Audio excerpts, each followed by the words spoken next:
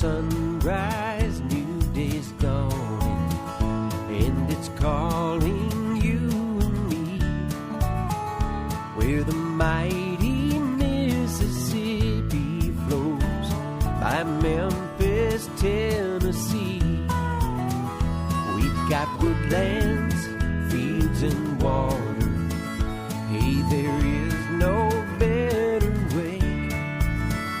You can find out all about it on Outdoors with Larry Ray. Make some time, take the family, ask a friend, but don't delay. Listen up and learn about it all. Outdoors with Larry Ray.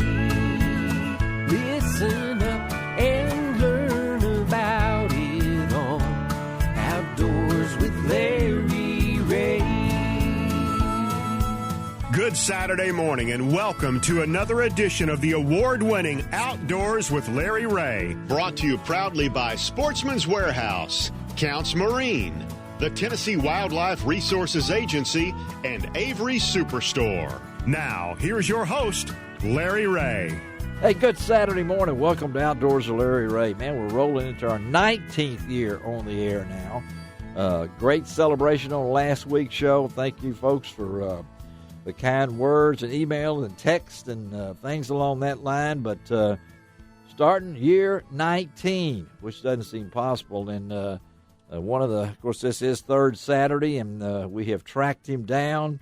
He's been out on his slingshot doing something, I guess. But this man's, I don't know, Frank Barton, we've been together for 5 or 6. I don't know how many. I don't know how many of those, but not all. Not all. Well, no, not all. But we've got to know it. The lion's share of them. Yeah. Yes, and I'm really anxious. After the show last weekend, the Buck, Duck, and Bass Expo, Sportsman's Expo, got me in the mood. Heard a lot of quacking, heard a lot of duck talk and things along that line. And, it was only 105 heat index or something like that. But glad to have Frank with us. And we're going to get this guy in here once a month if we can, when he's available. He's been with the TWRA for almost 3 decades now. I will go ahead and expand it to that and everything, but which means he's not much older than I am as far as the show. But Andy Tweed, good morning, Andy. Good morning. How are you? Doing great, Andy. Thank you for being here and being a part of us. We're going to, if anybody knows the pulse of the outdoors in Shelby County more than Andy, I have not met that person. And these are critical times as we come up to, believe it or not, in next weekend, which is hard to believe, will be the early deer hunt. Absolutely. Actually, it's going to be the next Friday. Yeah, next Friday. The 23rd. 23rd, now they've opened it up to muzzleloader. Yep, break out the black powder and get after them. And it's in the CWD, and if you don't know what that means, it's chronic wasting disease. And so Andy's going to be here to kind of talk a little bit on that, and then we're going to slip over to Amy Snyder Spencer. I just call her Amy. She is the TWR Region 1 Outreach and Communications Leader, and she's going to kind of break up all the things going on. Then we are really happy, if everything works right. We're going to have Brian Thrift on today's show, and, of course, for you pro fishing enthusiasts, you know that Brian, wire-to-wire victory last weekend at Lake Hamilton over near Hot Springs, winner of the FLW Cup. And it's kind of strange. We're going to kind of talk about it. We got a little we were on top of it back on the first show in August, and we're going to talk about how close we all came to picking the winning weight. And then gator waders. Now, if this doesn't get you ready for duck season, to even think about waders, we're not talking about gators now, Frank. We're going to talk about waders. How many waders have you had in your life, you think? I don't know. Okay, we don't even want to go into it. I don't want to go there. But they have improved, right? Oh, yeah. When I looked did I bring the magazine? Well, I got the magazine. Yeah, you got my magazine. I showed you the magazine. sitting right there. Right. All right, look inside on the Mid-South Hunting and Fishing News, our new slick-looking magazine. Look at my column there, and look at that camo waders that I'm wearing. So does that bring out any memories when you were a kid? Look at that pattern, huh?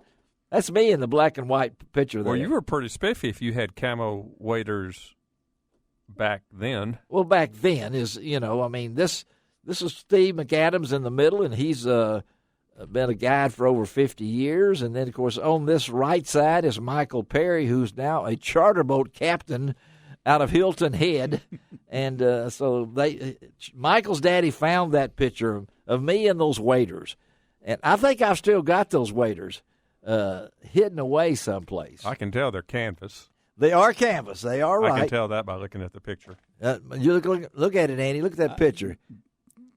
Looks pretty good. Yeah. I mean, it's come a long way. They're around there now, but we're going to talk to Corey Smith. He is the Chief Operating Officer for Gator Waders out of East Texas about their new waders and their new hookup with Mossy Oak, and we're going to talk about waders. Kind of reminisce about that. And then Opie Thomas. Now you're going to think, Opie Thomas, what? Steve Thomas. He is the National Director for Hope Outdoors.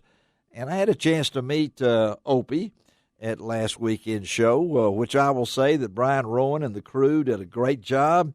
I was out there 2 of the days. I know that Andy was out there too.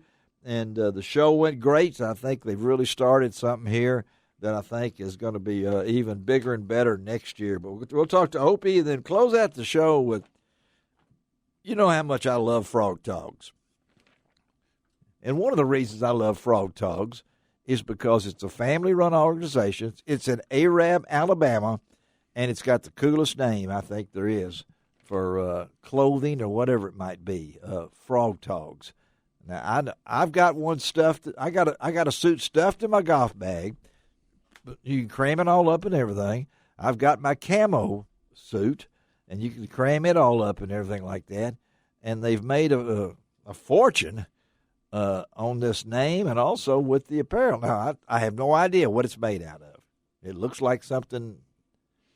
It's some kind of intergalactic fabric. It's very hard to find. It is. It is hard to find. But it doesn't look like, you said. It doesn't look like it'd be waterproof at all, but I keep a pair of it in my patrol boat.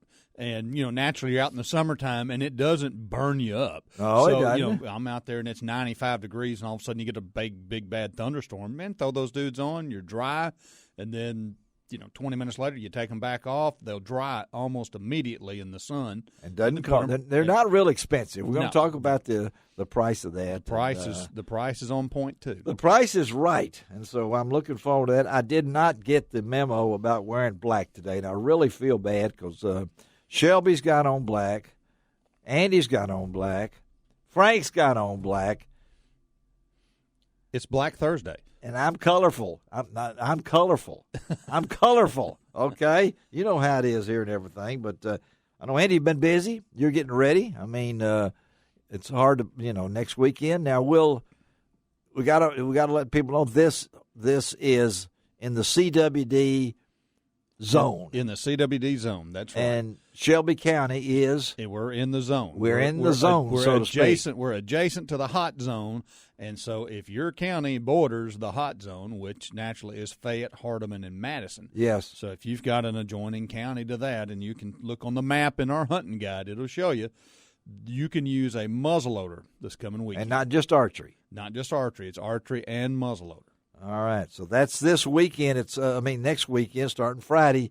And I have a copy of the new hunting guide that we'll talk to Amy about. It's got a nice looking elk on there that I won't win again. I mean, I'll never be drawn for that. When I get drawn, I know I'll be on a walker. And they're raffling these things off, and yeah, I bought raffle tickets and all the whole deal. And I'll never get picked. West Tennessee does not. I don't know. I think it's because not many of us. I think it's got to do with the Tennessee River. I think once you get across the river, it's a wrap. Nobody gets drawn for it. It is. Yep. I think so. And, of course, Arkansas has had this elk hunt for many years. Yeah, for quite some time up at the Buffalo. I was there for the first one. Mm-hmm. $42,500 that man paid for that huge elk. Whoa. $42,500, if I'm not mistaken. And that's what he bid. Man from Michigan. And I'll never forget bringing that thing in. I started figuring up how much that cost him. And today that would be like $85,000. Of course, that was the first hunt. Everybody wanted to be part of it. But anyway, a lot of stuff going on today. Frank Barton, Andy Tweed in the house, looking nice and black. The men and women in black here today. And maybe I could.